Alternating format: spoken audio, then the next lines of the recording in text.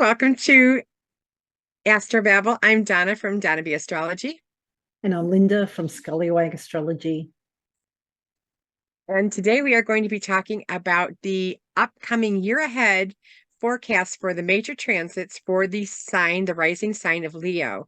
And we ask you that you use the rising sign. Linda and I did a video about that and she will link into that.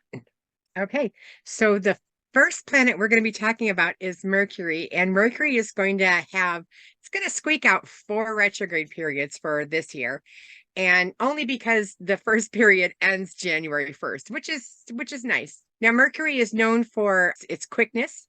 It's the first planet closest to the sun.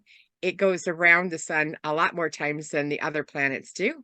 It never is far away from the sun. It is always within 28 degrees. Mercury is known for being quick and is the messenger. It's in charge of commerce as well as detailed type things that, the weights and measures. It stations retrograde December 13th, 2023 in Capricorn. And then we'll station direct January 1st, 2024 in Sagittarius.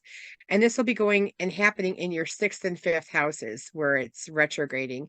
So it's going to go all the way into your 6th house. By January 1st, it's going to be back in your 5th house. And the 6th and the 5th houses are responsible for pets as well as your health and illnesses, as well as the work that you do if you're in the service industry, such as doctors or emergency workers, police officers, that type of thing, that work for the public. Judges are as well supposed to work for the public. So if you are in one of those occupations, this retrograde Mercury, if you are a Leo rising, this will be in the 6th house. And then when it retrogrades, it'll go into the 5th house, and you might have to readdress some issues that you had created in the 5th house, which is your 5th house is the house of creativity as well as hobbies and things that you do for fun, like gambling and that type of thing. And this might be a time where you would need to readdress those particular topics, either through your work or through your house of fun. Yeah. Could be issues to do with children too. So, as you create those. Yes, you do. From the 1st of April to the 25th of April, Mercury is going to retrograde in Aries, which is in your 9th house. So the 9th house is higher education. It's foreigners, foreign countries. It is the law and publishing. It is also esoteric subjects. It's philosophy, religion, beliefs, and other cultures. So matters to do with these people or topics may need to be addressed. Maybe you're seeing somebody that you haven't seen for a long time that you went to university with or college. Maybe it's somebody from a foreign country or a different culture. You haven't seen them for a while. Maybe they come back into your life at this time. Doesn't mean they're going to be there forever. Just, they may be, to say it's somebody you knew when you were visiting a different country and now they're visiting you, or vice versa. It could be needing to review something. So if you are studying, you may need to be extra careful with assignments and work that you're doing at this time. It may be something to do with an esoteric subject, or it could be something to do with philosophy or religion or beliefs. Maybe you are, for whatever reason, revising those topics. And then Mercury will station retrograde August 4th, 2024 in Virgo, which is your 2nd house, and stations direct in August 28th in Leo, which is your 1st house. So these are going to be issues that where you're going to have to be readdressing those topics in your 2nd house, such as finance and what you value, as well as your 1st house, and readdressing those things that you are doing just for yourself. So this is going to be a very interesting time. Very interesting time. And then from the 25th of November to the 15th of December, Mercury will be retrograde in Sagittarius, which is your 5th house. So this has to do with your children, creative subjects, or creativity in general. It is also associated with fun topics like socializing and romance and sport and, anything that brings you joy, basically. This could be a great time to go back if you write, or if you paint, or if you're some sort of artistic pursuit, great time to go back and edit. It could be something to do with your children. Maybe you need to redo something with a child. Maybe could be anything to do with a child. Need to go back over something. It could be catching up with somebody you haven't seen for a long time. When Mercury's retrograde in the seventh house, sometimes ex-lovers can come back, but the fifth house is also romance. So there's a possibility that, there could be a romantic interest that comes back into your life at this time. Doesn't mean that you necessarily are going to be in a relationship with them or, romantic with them, but you may just hear from them or, see them. Yeah, so just going back over matters to do with the fifth house, but they do tend to be fun topics. So it might be quite enjoyable seeing or hearing from these people. Or it could be, a little bit frustrating if it's like, you're trying to attend a concert or something, maybe you get there and you find out, it was really for the night before. I know people that have done that, and yeah, how frustrating. I know somebody who flew from England to the US to attend a concert, and yeah, was out of date. That would have been majorly upsetting. So I wish I had the details, whether that was a ninth house or fifth house retrograde going on at that time for him. And then the next planet we're talking about is going to be Venus. Venus is the second planet from the sun, and she is called the bright one, and she is one of two of the benefic planets we have in our universe that's affecting our lives. Now, Venus is in charge of the beautification. She's in charge of the social games. She'll be moving into your sixth house of Capricorn on January 23rd. You should find some kind of a benefit in your sixth house. So with Venus in there, you might get a puppy. I mean, the sixth house has a lot to do with your pets. But it also has a lot to do with your illnesses as well. You might recover from an illness that you have been struggling with. This could also be a time where you get a benefit, where you thought you might have, like pneumonia, but it's just a cold. You'll get a benefit, or you thought you might have broken a bone and it's just a sprain. I'm not so sure a sprain's better, but they take longer to heal. But anyways, but the thing is you're going to get a benefit some way in your illnesses is what I would suspect. Or if you would get a benefit, because the sixth house is also could be your coworkers. If you are a police officer, emergency worker, doctor, those type of things that serve the public, you might get a benefit through that as well. Mm-hmm. And from the 16th of February to the 11th of March, Venus will be in Aquarius in your seventh house. So this should be a really nice time for your closest one-on-one relationships. That's partnerships, romantic and business. It's close friends, and it is also client relationships. So if you're in a job where you work very closely one-on-one with clients, this could include them as well. You may benefit through partners. There may be, a gift. Yeah, but generally speaking, it should be a nice, harmonious time. Really nice time for your closest one-on-one relationships. Very nice. And on March 11th, Venus is going to move into Pisces, and this is a sign where she's exalted in. So this is a sign that houses the themes of other people's money, as well as your spouse's or significant other's money or income.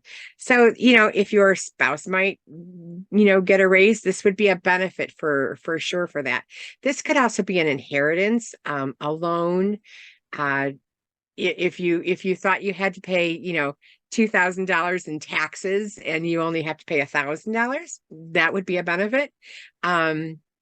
So yeah, this is all about other people's money in the 11th house or the 8th house for March 11th when Venus moves into that house. And from April 4th to April 29th, Venus will be in Aries, where she's not in the strongest position because she's in a Mars-ruled sign, but she's still a benefic.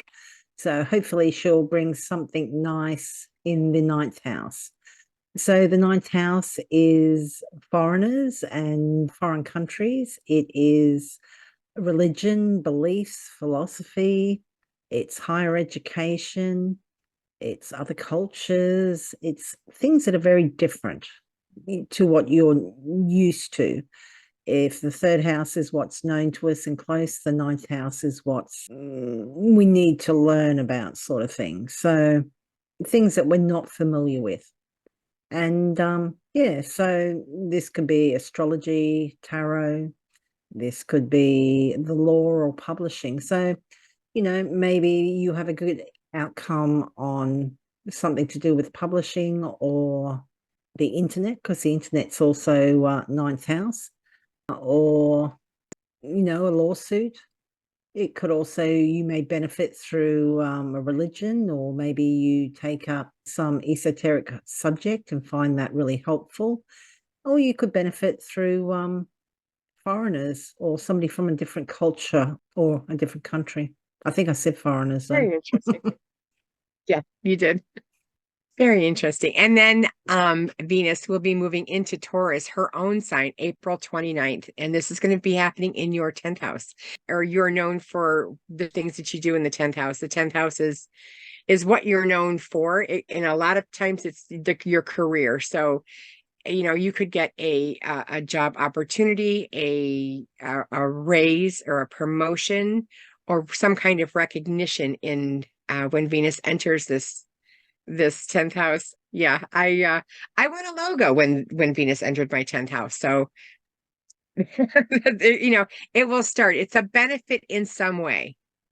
So yeah, this is definitely something to look forward to. And we are graced that Venus will not be going into retrograde this year. So we Very have that to nice. look forward to as well. When Venus is in the house of Taurus, this is her own sign. So she is very strong as far as being able to accomplish what she wants to accomplish here in the 10th house. So your career should come out to benefit with Venus being there. And from the 23rd of May to the 17th of June, Venus will be in Gemini in your 11th house. The 11th house is groups, friends, and organizations. It's also people that can help you or assist you, particularly with career and public reputation. So you may benefit at this time either through friends or groups. You may even have somebody that can assist you with career, perhaps, maybe a mentor or something similar. Or it could be just a nice harmonious time because Venus brings harmony. Also, she is associated with romance. So maybe, there's a new romance somehow related to somebody that you know through friends or groups, or it could be a friend. Just a nice time to be socializing with friends or groups. On June 17th, she's going to be moving into Cancer. And this is your 12th house. This could be the house of your own undoing. In Cancer is in the 12th house are the hidden things. This could be an opportunity to go for a retreat. This could be a time to go to rehab if you are working on overindulgence, which is something Venus helps you do. But this will be a benefit in the 12th house. As far as if you do go away, this will be for your better good. This will be expressing Venus in a more positive light. Other than, because the opposite would be your own undoing and things like that.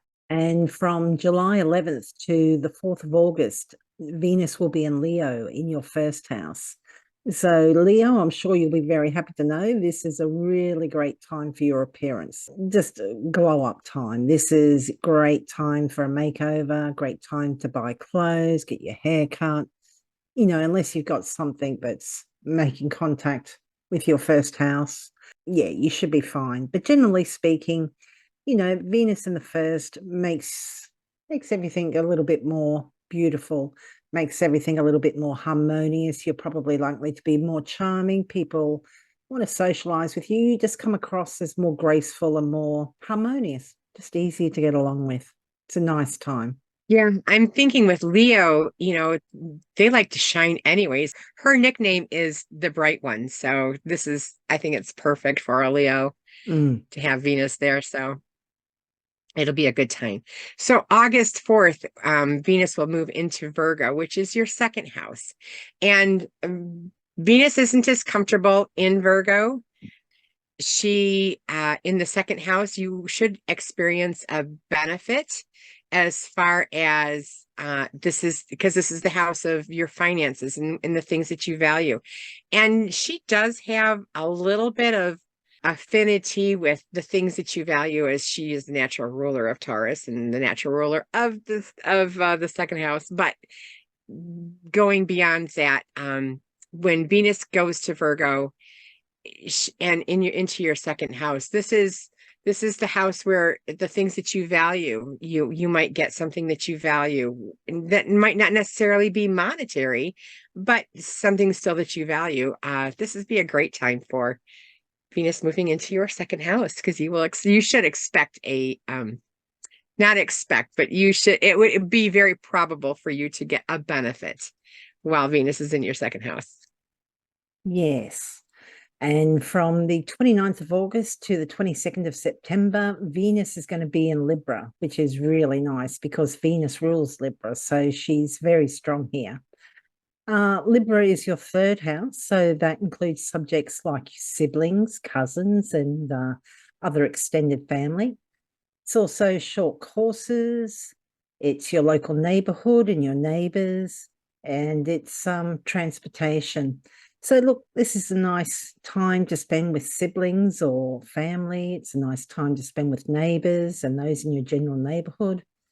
And when Venus is in the third house, this is your day-to-day kind of moving around, your local area and just day-to-day things. It's really nice. Everything's kind of going smoothly, and you're feeling the love in your everyday life. It's a nice placement. And I mean, for you, it's in a strong sign, so extra lovely. Oh, yes. And then September 22nd, Venus will move into Scorpio, which is your fourth house.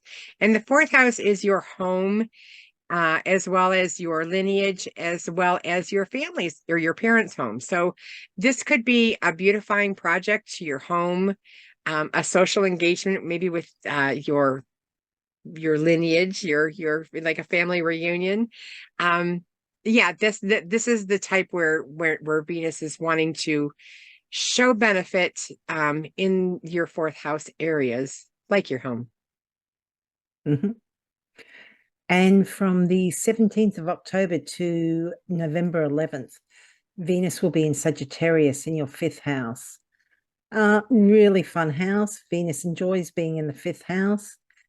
This includes topics like your children, romance, socializing, artistic pursuits, creativity, just anything you do for fun. And, Venus is all about what brings us joy. So this is a fun place.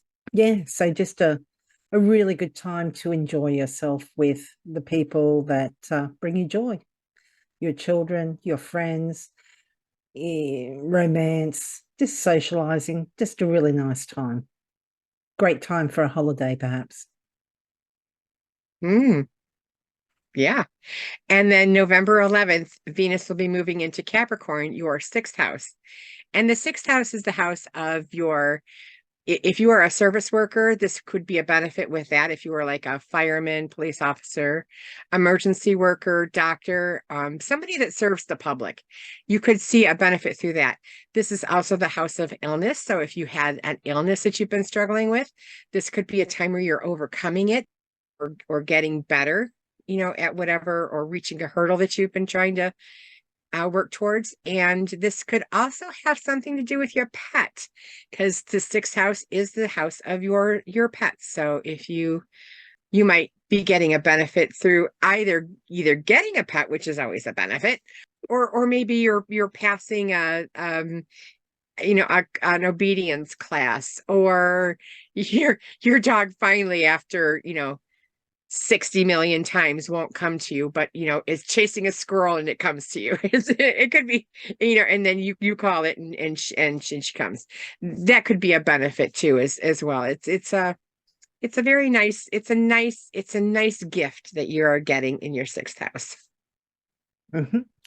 And from the 7th of December, Venus will be in Aquarius in your 7th house.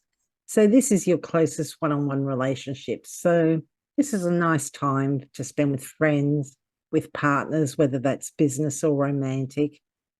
Nice time with clients too. You may benefit in some way through them, or it may be just a nice harmonious time, just easier, lighter, more pleasant time with the closest people in your life. And then the next planet that we are going to be talking about is going to be Mars. And Mars is known for fighting and aggression, as well as leadership and bravery. So, when Mars goes into a house, it's a lot of action, because, Mars is so active. Mars contributes to the drive that you have when you are, of whatever house it's in. That's where it supplies the drive and the energy a lot of times. So January 4th, it will be moving into Capricorn, into your sixth house. And this really is not it's not really a house that you want to see Mars in, as far as, you could injure yourself in this house. This is a house, the sixth house is the house of illness and your health. So, you want to kind of be careful with that. Watch out for fevers, inflammation, that type of thing. Get things checked out when it crops up. This is also the house of, your pet. So if your pet seems to have, is scratching in one particular area, get it checked out and make sure that it's not anything that's more serious, because this Mars does have a lot to do with separation and,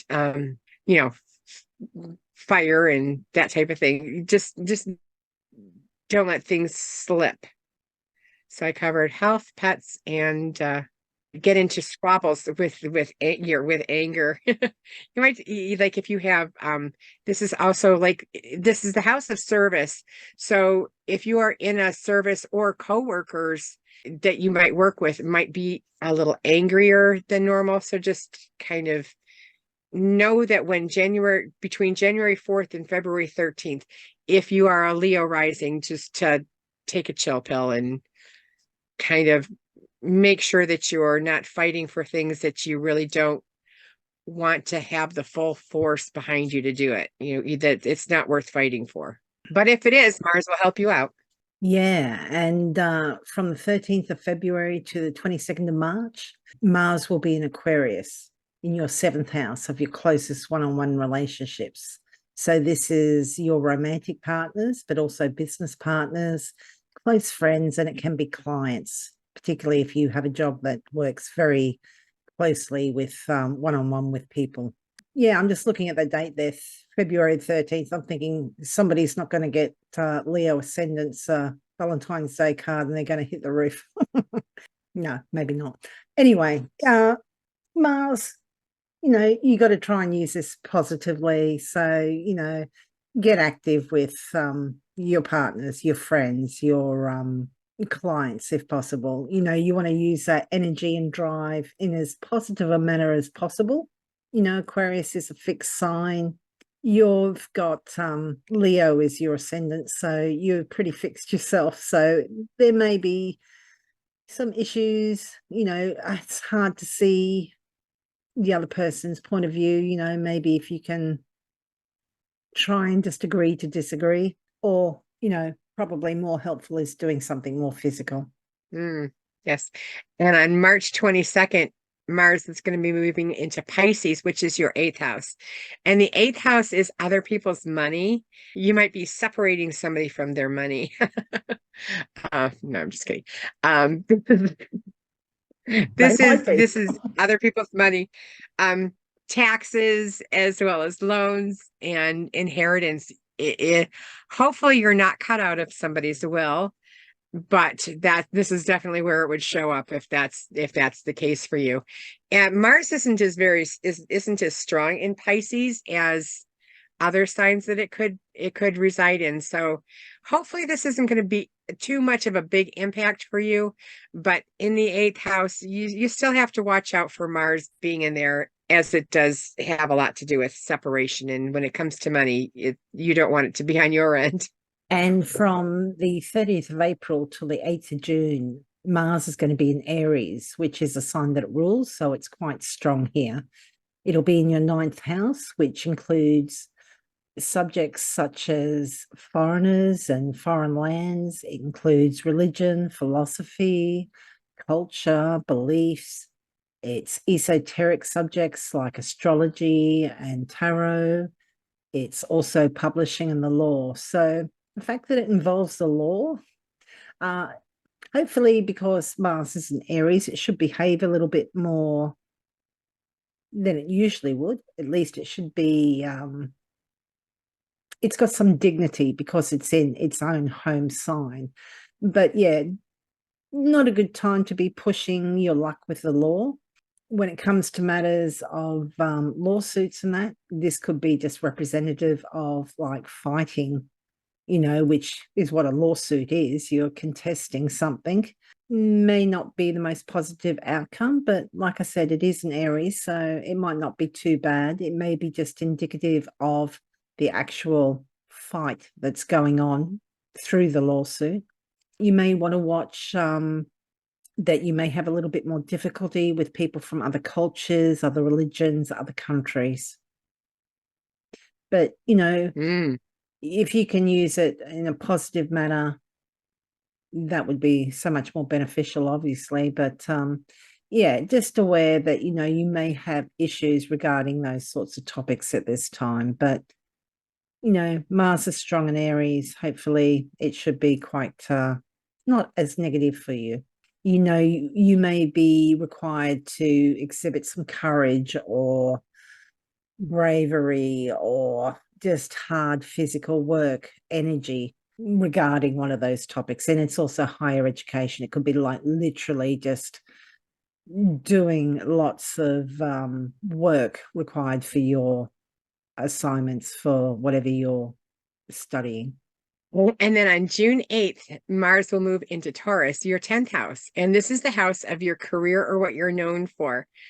So as opposed to robbing a bank, this would be a good time to get, use that drive, in a more positive way. If you've got, a big show, this would be a good time to, use that energy to, help your company with that, or your career. In Taurus, Mars doesn't have the tools that it needs to work with in its most dignified way. So it might struggle a little bit, but you should hopefully when Mars moves into your 10th house, it gives you that drive for your career, because that's a good way to express Mars, is using that drive energy that Mars gives you. Mm-hmm. And from the 20th of July to the 4th of September, Mars is going to be in Gemini in your 11th house. The 11th house is groups, friends, and organizations. It's also people that can benefit you, assist you with your career and public reputation. So you may find that just more disagreements or tension with people, the subjects associated with that house. More positive manner would be to be more active. So with friends, rather than just sitting around, maybe something more physical, going out, playing sport, or working on a project together, or doing something, a hike, exercise, whatever, may be a good way to express that energy in that house. It's in Gemini, so it's ruled by Mercury, so it could be harsh words. So just be aware of that. Mars has to be somewhere. All the planets have to be somewhere. It's just if you're going to have trouble with friends or groups, this is more likely to be the time from July 20th to September 4th. If you are born during the day, you're more likely to have issues with Mars transits. And if you're born at night, you're more likely to have issues with Saturn transits, generally speaking. And then on September 4th, Mars is going to move into Cancer, and this is going to be in the 12th house. And this is the house of either hidden things or self-undoing. And so, be watchful of accidents, that's for sure. But I'm seeing this Mars in this 12th house as an emotional wreck. You can really do some things that are just so against your highest good when you let Mars in that Cancer house just emotionally regurgitate anything. So you want to be careful of that, because this is the house of self-undoing. But this is also the house of hidden drive. So you can go, or Mars is the drive, and this is the house of hidden. So Mars, if you are going away to better yourself, to do a workout regimen, this would be a good house to do that in. If you are going away, this could also be going away to prison as well when you have Mars in your 12th house. But hopefully, and this will only affect you if you have other planets in your, so it's not like everybody is going to go to jail when Mars goes in the 12th house. But this would be a time to do that self-undoing, but using that drive for the hidden agendas that you might have, like a rehab. This would be a good time to use that Mars it's going to be a more emotional Mars, but it might provide the drive for, a betterment goal you're trying to do by going away and secluding yourself. Yeah. And then from November 3rd, we have Mars entering Leo, which is your first house. This is your health and vitality.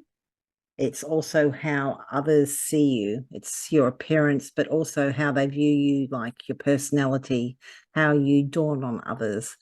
So you should get a big boost of energy. Sometimes when Mars is in the 12th house, you can feel quite drained of energy. So you should get a big boost at this time. Mars is going to retrograde from the 6th of December to the 23rd of February, and it's going to start that retrograde in your first house. So you may want to watch your health, maybe overexerting yourself a little bit, because there's a need to go back and readdress things. And when we're talking about Mars, we're talking about things like aggression and irritation and rashness, but we're also talking about bravery and courage and all that. But I can't see why you would want to go back and necessarily readdress bravery or courage, whereas something like acting too rashly or aggressively could have repercussions, and maybe that's something that needs to be revisited. With this Mars retrograde, it's also going to go back into that 12th house of your undoing, which Donna was talking about. So, this could be something like your anger's got out of control and caused some sort of issues, and it needs to be readdressed. And that's not going to necessarily manifest that way for everybody, but that's something that could potentially trip you up. So you need to watch how you use the energy of Mars.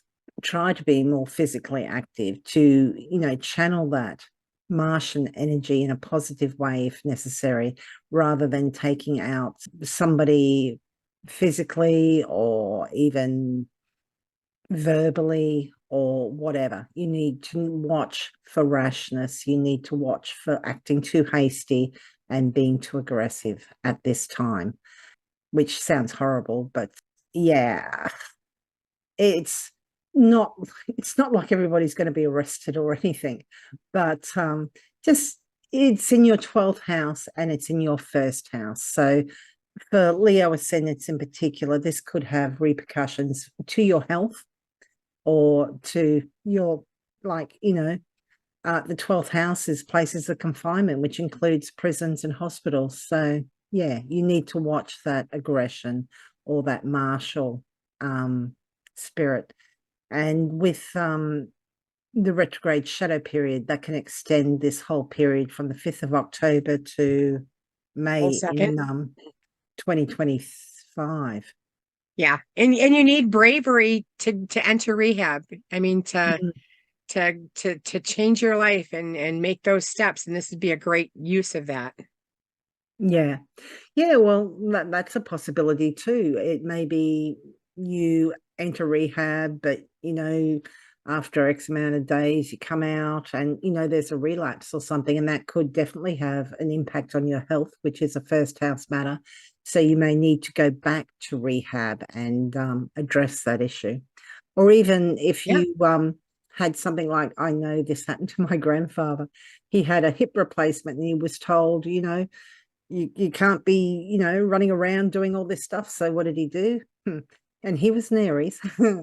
He wasn't going to sit still. So you know what he had to do? He had to go back to hospital and, get redone. So it could be something as simple as you've been hospitalized for something, you've had some procedure done, but because you've got that burst of energy and you think you feel much better than you actually are, you may need to go back for more treatment, or it may take longer to recover than you realize than it would have if you'd taken the rest and hadn't gone at it like a bull at the gate. Good point. And then the next planet we are going to be talking about is Jupiter. And Jupiter is the second of two benefic planets that are in the sky. This is called the Greater Benefic, and it is the major transit that it's going to be having this year is the Jupiter-Uranus conjunction. Now, Jupiter is interested in the big picture, the goals. It's also in charge of it making things expand and grow bigger. So when you add Uranus to that, Uranus is asking for you to look at something, a situation in a different light. It's also asking for freedom, revolutionary thought, also even shocking and jaw-dropping, or uncomfortableness when you're being asked to look at something in a way that you're not used to looking at it in. So when Jupiter and Uranus make this conjunction, it's going to happen right around our first eclipse, which is going to happen in April, so April 8th. So there's going to be a lot of energy in the air, and this conjunction is happening at 21 degrees of Taurus, 49 minutes. So if you have any planets at 21 degrees 49 minutes, especially in the fixed signs, you very well might have this very well might impact you. This is supposed to be when you add the Jupiter and Uranus, you're asking for big and expansive, shocking, futuristic type of thinking. So this is going to be quite eye-opening for a lot of people. I think that this is going to be a very energetic type of transit, due to the fact that the eclipse is happening only 12 days prior to this. So Yeah. And that the Saros series for that eclipse sounds like it's quite shocking in itself, not necessarily negatively, but kind of like there's kind of sudden movement, and I mean eclipses do tend to upend things anyway, but yeah, big changes. More particularly if you have planets that are around about 21 degrees of the fixed signs, like Donna said. And then from the 25th of May, 2024, Jupiter is going to move into Gemini, where it's in detriment. So Jupiter, it's the planet of luck. It's associated with optimism and enthusiasm, and it's conducive to life. It's one of the planets that's conducive to life. It's helpful. It's a planet that says yes, as opposed to Saturn, who says no. But yeah, this is going to be in your 11th house, which is a nice house. This is to do with groups, friends, and organizations. It's also people that can assist you, particularly with career or public reputation. So this could be some older, because Jupiter is often associated with, slightly older, person that comes in and mentors you. Or it could be somebody in group, or a friend that's very beneficial. So yeah, look, nice. It's not as strong as it could be in Gemini, but we're all dealing with it in Gemini, and it's a benefic. So I don't expect anything too negative with this.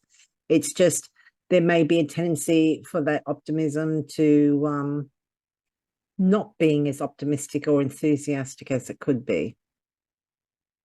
It may be more focused on the minor details rather than looking at the big picture. Jupiter has his joy in the 11th house. And then Jupiter is going to retrograde in that 11th house later from the 9th of October to the 4th of February 2025. So, you know, maybe some details will need to be gone over again, or maybe there may be a loss of enthusiasm or optimism. Maybe that mentor came in and it's like, I'm going to do all these great things to help and assist you with this plan. And maybe they get called away. Maybe they're unavoidable. They still want to help you, but they can't because they've been distracted by something else. That's one possible manifestation. And it will go to 4th of February 2025. But sometimes, when Jupiter's retrograde, we kind of don't see things as positively as they were, or maybe we were overly optimistic about what we could achieve, and they're kind of like, well, no, I can't make you president of the company. I was thinking about getting you a slightly higher position. Maybe our dreams were too big or whatever. So there may be some disappointment during the retrograde, but quite often retrograde periods allow us to go back and refine and ultimately come to a better outcome. And then the next planet we're going to be talking about is Saturn. And Saturn is the planet of rules, regulations, and no, or not now. Not always just no, but it could be not now. Saturn is the planet that makes you learn patience. Yeah, it's one of the furthest planets out. It was the boundaries, and Saturn is all about boundaries. Like you can go in here, but you can't go there.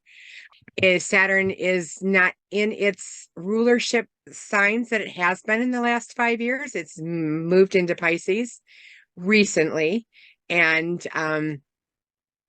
this is going to be in your 8th house, and you might have to follow more rules when you're filling out your taxes, or you might have to wait on an inheritance or things like that. This is the planet that just is making you follow all the rules. So this is about, and when Saturn moves into the 8th house, it's other people's money and resources, your significant other's money and resources. This could be something to do with your significant other's pay was either cut or docked for some reason. That's how this would manifest with that. And 8th house is also anxiety and worry, and Saturn can be quite a depressive planet. So, maybe anxiety regarding 8th house topics, shared finances and resources, or other people's money might be kind of playing on your mind more during this time. Saturn's going to retrograde in that house from the 29th of June to the 15th of November. So during this time, matters to do with loans, debts, inheritances, etc., partners' money, shared finances, and that there may be limitations or restrictions. And in between the end of June and mid-November, it may seem more problematic, or it may seem more insurmountable. You might be like, oh, this is never going to get passed. We're never going to get that inheritance.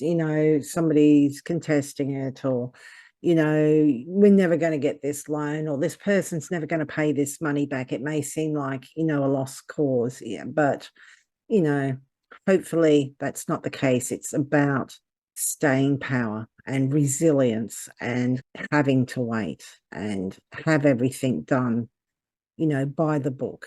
So hopefully, yes, there are those delays and that, but hopefully at the end of the day, they shouldn't be that bad. But for whatever reason, you may need to go over old ground regarding those matters. Saturn is going to retrograde 19 degrees Pisces to 12 degrees Pisces. So that's only 7 degrees. So if you have any planets in those 7 degrees in the mutable signs, this might affect you a little bit more. Yeah. Then the next planet we have is Pluto, and Pluto has been doing that. I'm trying to get from one side to the other. It'll re-enter Aquarius January 20th, 2024. And Pluto was briefly in Aquarius, and that is in your seventh house from March 23rd to June 11th of 2023. So it's going to be regressing back into Capricorn. So it's trying to do that dance from going back and forth in between those two houses, from the seventh and the sixth. It's going back and forth, having you transform. Pluto is that planet of transformation. And you may have got some sort of indication of what you can expect from Pluto and Aquarius when it was in there from the 23rd of March to the 11th of June 2023. From the 1st of September 2024 until the 19th of November 2024, Pluto will be back in Capricorn. For those with planets at the very late degrees of the cardinal signs, so that's Capricorn, Cancer, Aries, and Libra, you may be feeling this quite strongly because this may be the third, fourth, or fifth time that Pluto's been kind of quite close to one of those natal planets.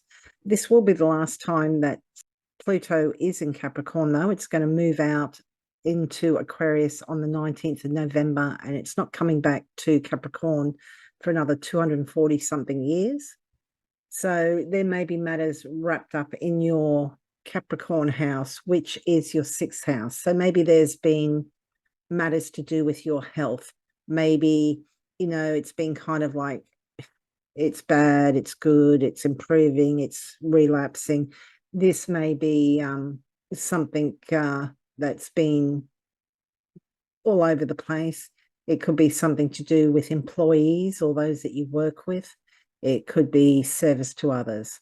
So, as I said, particularly if you have planets in the late degrees of the cardinal signs, you will probably feel this more than others, but it's been in Capricorn since 2008. It has ducked into Aquarius last year.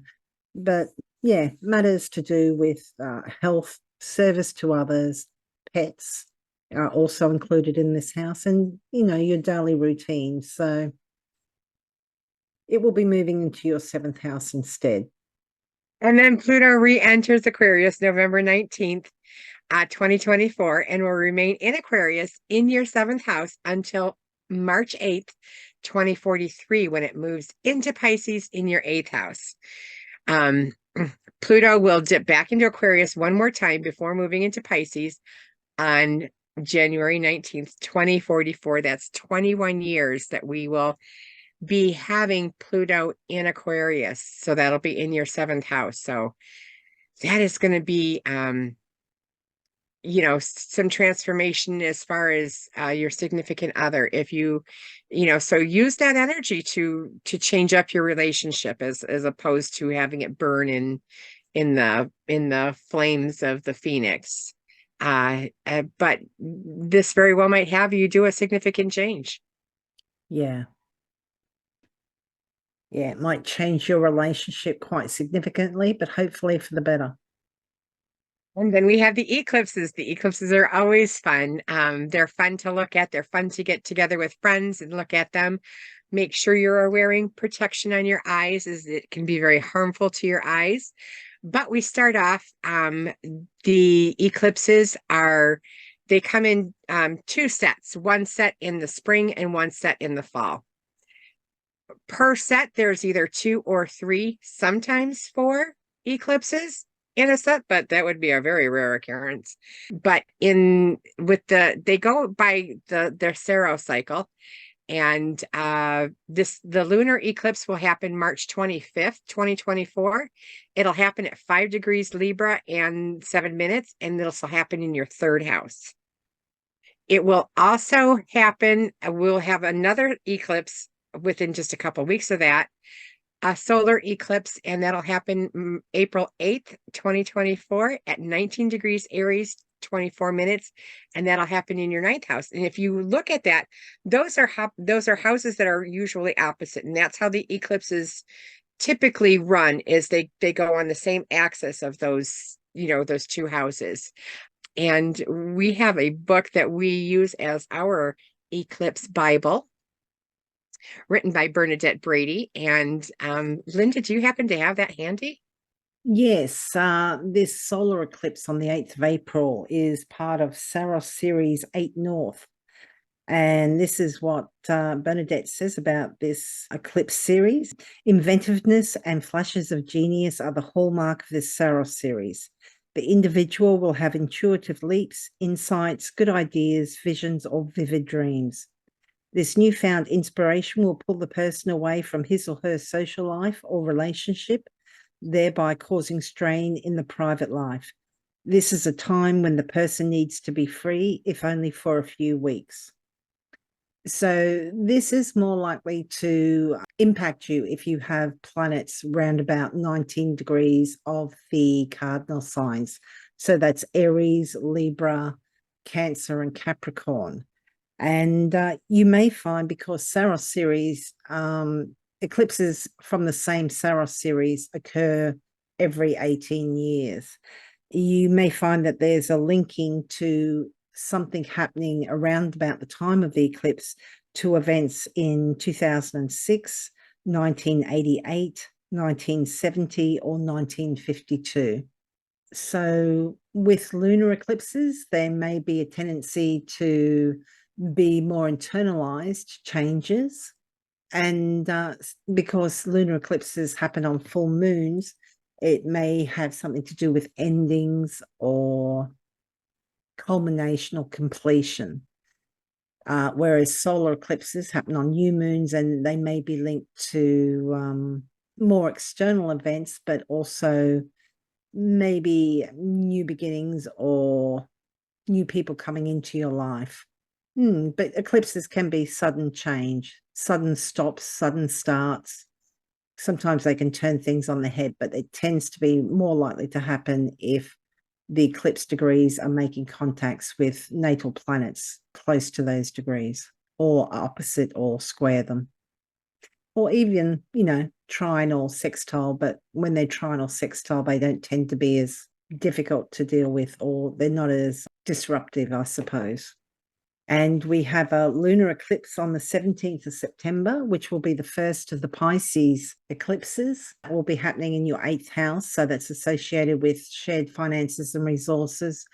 And then we have the solar eclipse in 10 Libra in your 3rd house.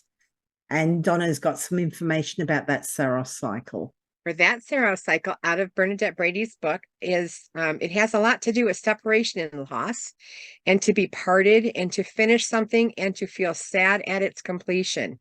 Physical injury is also possible, though through overstraining one's own strength. This is not the time to undertake strenuous physical activities, and these can have a lot to do with things that happened around the eclipses of 1952, 1970, 1988, 2006. So if you can remember back to when those were happening, that will be the same flavor of this eclipse. Yes. I'm trying to think. So try and be careful if you've got something around about 10 degrees of the cardinal signs. Be careful in your local neighborhood or around neighbors, or what else would be 3rd house? Maybe just driving around in your car even, but that's not so physical. Cousins, brothers, and sisters. Oh, yes. Don't start fights with your brothers and sisters. Or maybe even, be careful if you're doing something active. That can be something as simple as, playing a game of sport with them. So, yeah, maybe give that a wide berth, a month either side of the eclipse. Absolutely. Yeah, absolutely. Yeah, the October solar eclipse is the last of the Libra eclipses, but we will still have an Aries eclipse in March 2025. So we're not quite done with that access. No, we're not. Happy New Year for the Leo risings and ascendants. We appreciate you watching and sharing and liking our video, and we hope this is beneficial to planning your year ahead. Yeah. And if you've enjoyed that, we'd encourage you to like and subscribe. Every 2 weeks, we do horoscopes for the new and the full moon for all the zodiac signs. And we also look ahead at the planetary aspects between the new and the full moons and describe those and, you know, what sort of energies are about. So thank you for listening, and we hope that 2024 is kind to you.